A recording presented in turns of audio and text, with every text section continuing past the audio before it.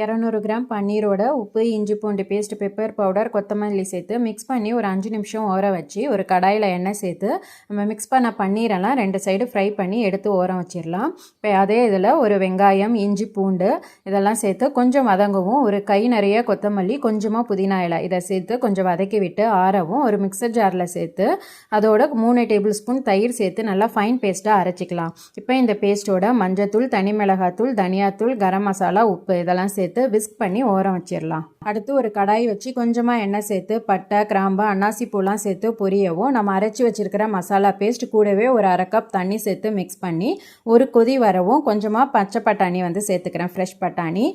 இப்போ இதை சேர்த்து மிக்ஸ் பண்ணி விட்டு எண்ணெய் பிரிகிற அளவு மூடி போட்டு வேக விட்டுடலாம். எண்ணெய் பிரிஞ்சு வரவும் நம்ம ஃப்ரை பண்ணி வச்சிருக்கிற பன்னீர், கஸ்தூரி மெத்தி சேர்த்து மிக்ஸ் பண்ணி கொஞ்சம் கொத்தமல்லி இலை தூவி ஸ்டவ் ஆஃப் பண்ணிடலாம். Afghani style matar paneer ready. சப்பாத்திக்கெலாம் ரொம்ப நல்லாயிருக்கும்.